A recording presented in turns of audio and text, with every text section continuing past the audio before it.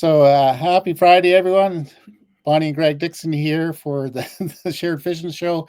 And we're here with Judy Herman, who's a relationship counselor. And our topic today, I might as well just pop it up on the screen here, is stop walking on eggshells.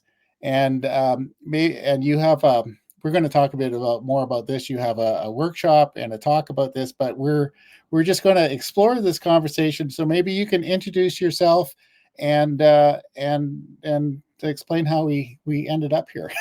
Yes, absolutely. I think it's no coincidence that Bonnie and Greg, that you're here for sure.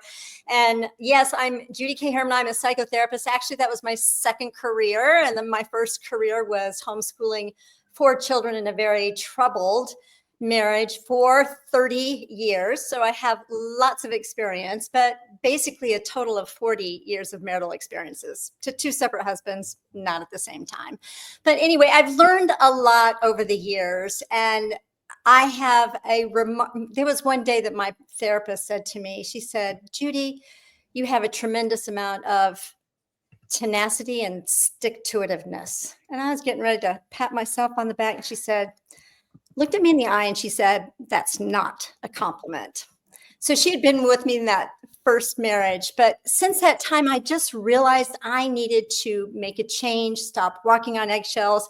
The thing is, there's so much. It's not your fault if you are walking on eggshells, whether this is your a spouse or an ex-spouse or former spouse, or it's a boss or someone else. This can apply to so many, and it's not so much about that person, but what happens in us when we encounter them. So I'm excited about sharing my material, because when I made a decision to invest in me, that's when I had written my book, Beyond Messy Relationships, and I have really been very determined to live my most vibrantly authentic life, knowing that whatever decisions anybody makes about this, just really tuning into your self-care is so, so important.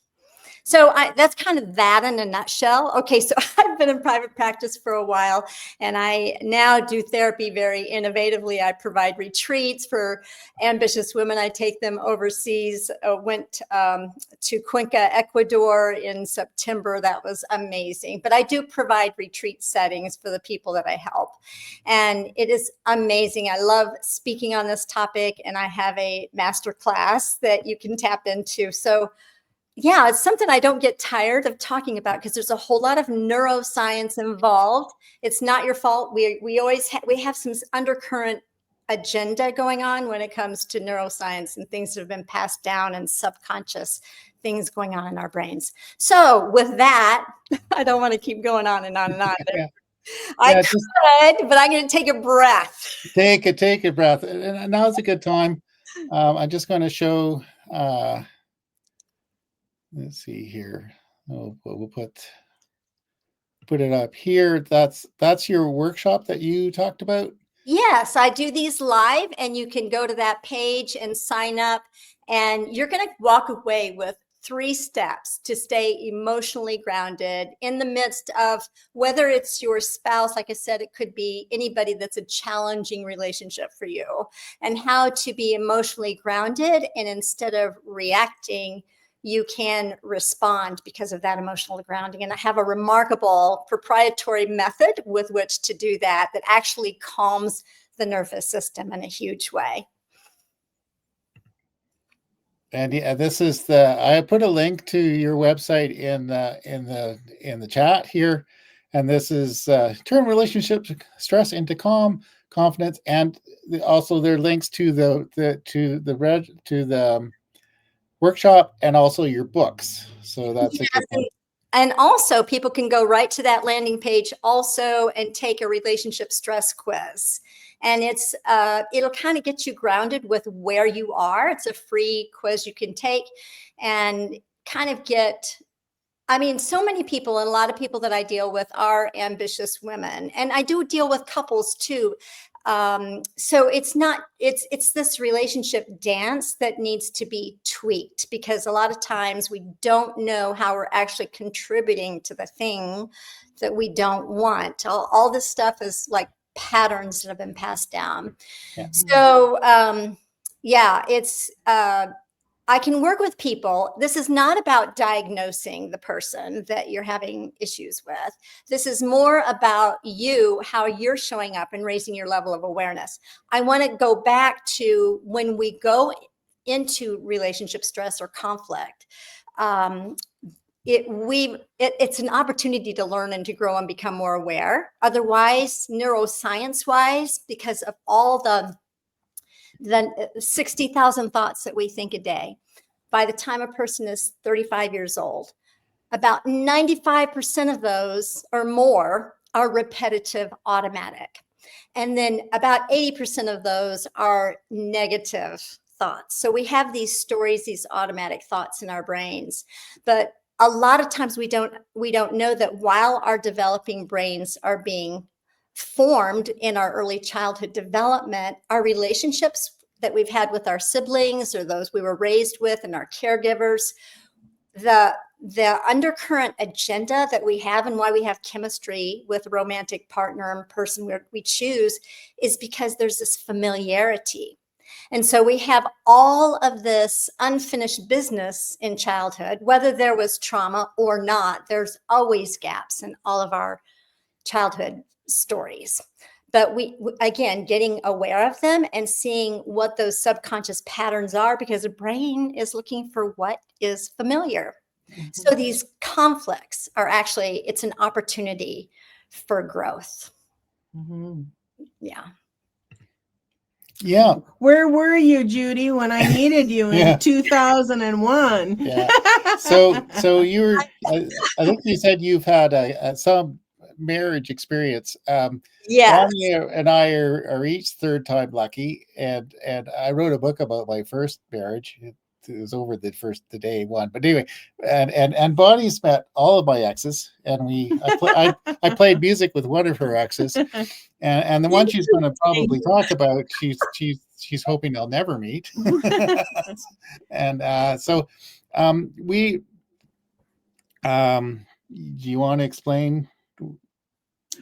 Oh, it was just as you were sharing, Judy, we bring our childhood along with us when we go. And my first marriage was a high school sweetheart thing, and it was for 22 years we were together. And I was in utter shock when he tootled off with the other woman. Yeah, she went into a Mexican restaurant, and the waiter says, "Are you the wife or the girlfriend?" That was interesting. Yeah, that was a harsh night. And then I was single for like 8 years, and but I was mourning. I was still mourning, and a girlfriend of mine said, "Are you done yet?" And that was like 5 years into it. And I went, "Oh," and I realized I was still, not ready to meet anybody. And then I decided to foray out into the, world again in my mid 40s. And I met someone, and it seemed like the wonderful match, and it was a whirlwind. And even friends of mine said, "Are you sure? Are you sure?" I couldn't see. I had these blinders on. Mm-hmm. And so anyway, I kept moving forward with it and kept thinking, maybe I should go, maybe I should stay. And there's a book about that. But the book, when I saw this title today, I just had to meet you, Judy. I was walking in Seattle, and I looked down and I saw a book called Stop Walking on Eggshells. And it stopped me in my tracks, and it took my breath away, because that's how I felt at the time. Mm-hmm. And I read it, but I also read every book on love. I was trying so hard, and it was just not working. And so my cautionary tale is, if your intuition says for real and you've worked it out, leave, you need to leave. I didn't leave. And what happened was, the rest of the story is, my ex fell very, very ill, and I was caretaking for 4 years. And although he got better, we did finally, split apart. But I didn't feel comfortable leaving in the midst of the whole thing. So it extended this whole trauma out for another 4 years. And then I finally was by myself. And I think you might share a bit about this, of taking that time to look at your own self. You mentioned it earlier, really work it out a bit before you go again. And then I decided, okay, try it again, only this time online. and I met moi, Oh, my current sweetheart, Yeah. my current husband. And I think because both of us had been married so long, it helped us, for our current our marriage. And there's always something to work out, but it's more mature. Not yeah. that I can't learn more, for sure. We need to learn some more tools, but I'm excited to hear that you're helping people with the tools that I didn't have in 2001. I Yeah. actually didn't get it still. Yeah. And you know what? There is so much development. First of all, give your younger self grace, because I know there's probably a lot of people watching or listening to all of us here. Mhm.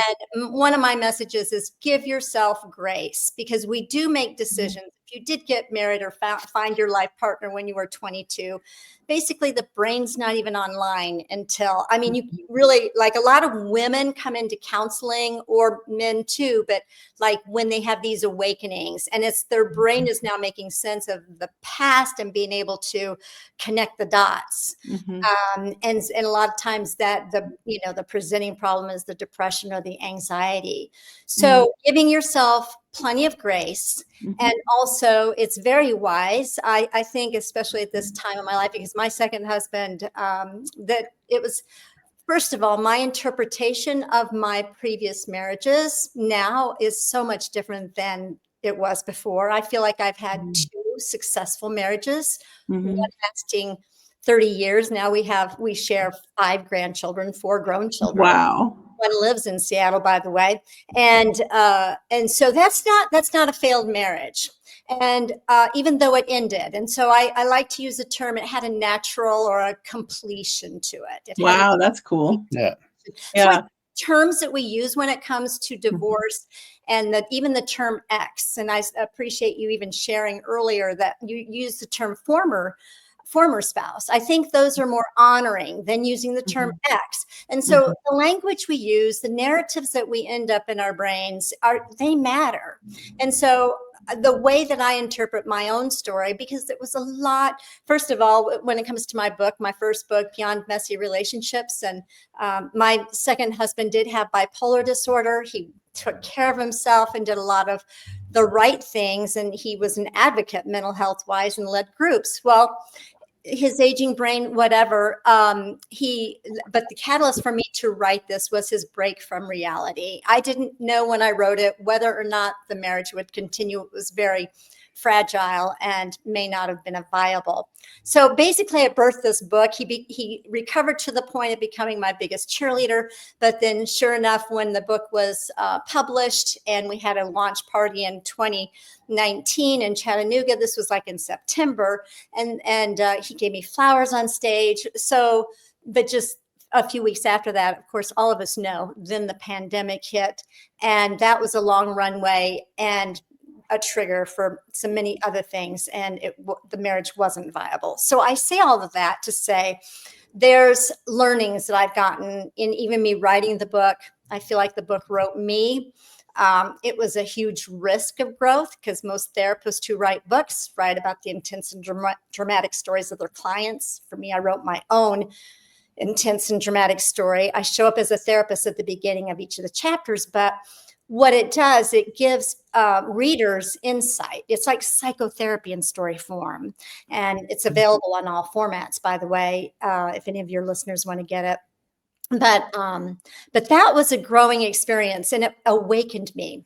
So going back to my narrative now, after 40 years of marriage to 2 separate husbands, and I tell people not at the same time, but my narrative is that it took these 2 men to get me to the place where I'm at in my life, because I have such a passion to make a difference beyond even my own immediate family, getting my message out on stage and to help and empower, especially in other ambitious women, especially in helping professions such as myself, other psychotherapists, people in healthcare, teachers. But women in general, we are naturally caregivers. We birth our babies. For those of us that are mothers, we know how to nurture people and nurture. So it's important to nurture yourself and to also just realize you are so worthy of dignity and love and respect.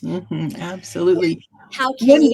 Yeah, one thing you said that caught my ear just in your talk was, I am so glad in hindsight that I journaled my feelings, because when I was breaking up, I'd have to go read them and go, oh, that happened to me.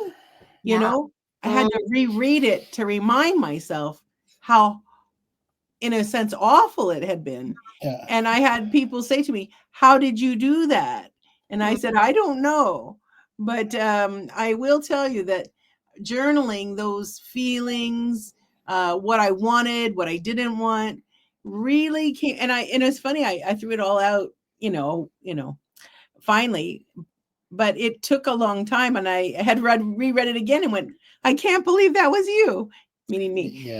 Yeah, absolutely. And and it's very healing. Sometimes I do this with my clients, or, to write a letter to your younger self. Yes. And a letter of compassion and unconditional love, and say, just let you know that it's not your fault. And again, there's so much programming. I mean, there is, not only in the brain and culturally and generations back. I mean, I do what you call a genogram. It's like a diagram of your family tree. I also help students that are in my program to do their own timeline.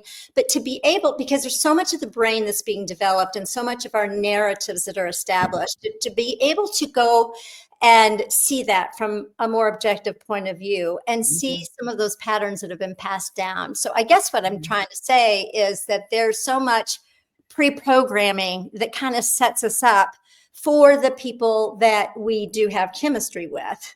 And then the task, not for just us that are coupled, but for any human on this planet, in my opinion, we're between now and the time of our death, our task is to become more aware, like to raise our level of consciousness. So think of when you were in those other relationships, basically, and even now, ask yourself, like, what's automatic? What am I just like doing the motions to? And how can I live my life in the moment and be totally present for myself and my spouse or partner? Yeah. I have, you had said earlier, in terms of it's about you. Let's say you're the woman in the relationship, and about how you have calm and because in many situations, like Bonnie's husband was not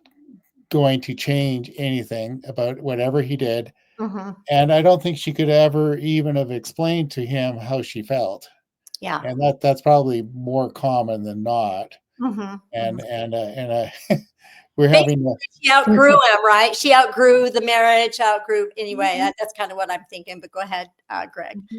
Yeah, well, her first question when she met him is, he said he was Canadian, and is that a problem? And Bonnie said, I don't know, is that a problem? She's become a serial Canadian marrier, but that's a different story. Well, again, we're looking to heal the past. So I don't know your past there, Bonnie, but that might have been, your journey that you know, you're trying so hard and then it's being repeated. So it's kind of like Bill Murray's character in the Groundhog Day. I don't know if I read that or saw that movie where he goes into this bed and breakfast and he wakes up the same day over and over and over again. Well, we can do that with our relationships. And that's why it's so important, if you are in a very troubled relationship or there's conflict, as long as you are not being harmed emotionally and physically, if you can extract as much to learn from that as possible, because if you don't become more aware, you're likely going to, get rid of that relationship and find it in another at a different season, different person, different man, whatever. But some of these same dynamics are going to show up. So how to grow from this level to a level here? You're going to attract somebody about the same level. but you need to keep growing. But if one person doesn't grow and the other one does, basically you're like outgrowing that relationship. Right. Or if the other person either chooses or can't do that, obviously then the relationship has taken its toll. It's come to a completion. Now you have books and you have a retreat here and there, and you have, tell us again all the things you offer, because I'm sure the people listening today are going to go, I need to talk to Judy. Absolutely. Oh, please do. Please come to the masterclass, and there are various times. So about once a week is what I do it. So anyway, definitely sign up for that. But my books are available anywhere. Well, one, Relationships with Purpose is basically, I took the content from my podcast called Better Relationships, Better Life, in which I interviewed several people in our field, influencers and those in the marriage and family therapy field, as well as entrepreneurial couples. So you'll get a lot of wisdom just by listening to the podcast. There's 51 episodes, and I need to start that back up again. But anyway, so this book, Relationships with Purpose, is based upon those conversations. And then Beyond Messy Relationships, that's wherever books are sold, wherever you might be in the world, you should be able to get your hands on that with no problem. But the other one is Amazon only. And yeah, you can still tap in to the podcast, Better Relationships, Better Life. I would absolutely love for you to connect and take that relationship stress quiz and, stay connected with me. I'd love to share some more resources as well. Yeah, so I have a question about your masterclass here. How long is that? It's just an hour. It's an hour long, and you're going to come away with 3 strategies that are extremely valuable. I mean, these are some things that to raise your awareness, your conscious awareness about even things that are so natural for most of us when we describing our feelings, for example. And I also have a proprietary method of breathing fresh air, and the air, breathing in and slowing down, like what you talked about, Bonnie, on one of your things that I was tuning into, but it does slow down the nervous system. But the AIR is an acronym for awareness. And then the I is intentionality, and the R is the risk of growth. So there's certain, you can just really be in tune with a lot of this. So it's kind of an interactive type of a masterclass, but you're going to come away with things you can use immediately when it comes to staying emotionally grounded. Mm-hmm. Those sound so excited. I can't wait to attend one of them to learn more. My husband is a wonderful husband. And at the same time, I know all of us are growing and can always learn more tools. Yeah, and, it'd be great for both of you to be on it. I'm telling you, because this is kind of it's a master class about, it's not a man bashing masterclass. I'm telling you, it's not about, stereotyping people, whether they're narcissists or not. But it's a how you are co-creating the thing, mm-hmm. and what you're doing that is not in your conscious awareness. And then we talked about some brain science related to that too. So it'd be great for both of you if you wanted to both join. Yeah, absolutely. And I can help you with dialogue afterwards. How about that? Yeah. Well, thank you very much for joining us and sharing. And all right. Well, I appreciate it. I hope I didn't stir anything up. Y'all won't have a fight in the parking lot. Oh, no, not at all.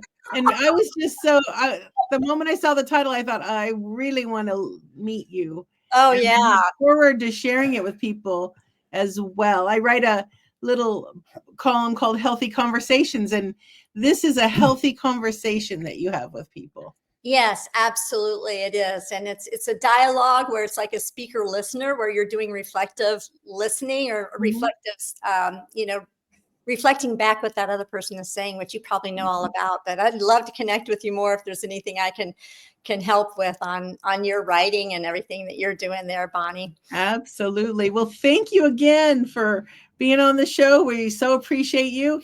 And I know you're going to go out and bless a whole bunch of people in this world. Well, thank you so much. You're an amazing couple, by the way. I want to tell you, you're amazing people. And yes.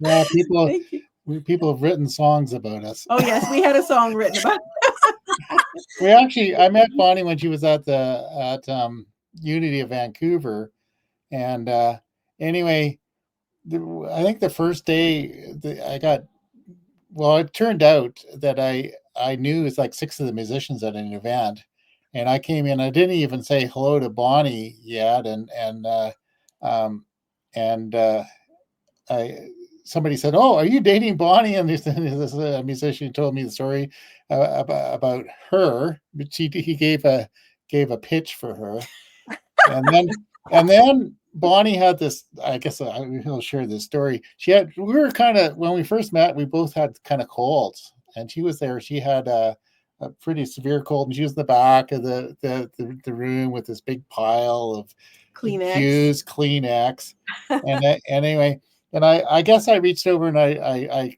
put my arm on her shoulder like this, and it's like it felt like everybody in the room turned around. About 100 people turned around and saw this, and the ministers. I'm pretty sure there were 2 or 3 talks where they mentioned about we were like the theme of some talks. Not only did you all feel the chemistry, I guess it kind of maybe filtered throughout the room, I suppose. Yeah. And one of our friends wrote a song about us, and they played it at the wedding, and it was called and I had love handles and sensible shoes. It was funny. It was kind of a country song. Well, let me ask, how long have you all been together? 7 years, and it'll be 8 in September. Yeah. Right. And I'll show you this. Whoops. Yeah. And yeah, we're still live, just by the way, while we're still saying incriminating things. But this, I'll show you here. This here, we had a friend make a poster of us, like a cartoon of us standing on an RV, and that was the theme of the wedding. Oh And- my and goodness. There's a tyranny of the cartoon. We went out and shopped and bought. We had to wear that shirt and that dress at the wedding. So it was a tyranny of the cartoon. It's really, really quite funny. Also. Yeah. Well, I love it that you two are smiling and laughing together. That is something also, like the laughter and the doing this together really raises the oxytocin and those feel-good chemicals in your body. So keep up the good work. Yeah. So, well, if you release another book or you've got another talk or something, you come back on and we'll entertain the masses again. Absolutely. Absolutely. I would enjoy that. Thanks for having me. Take care, Judy. Thank you. Thank you. Bye-bye. Bye.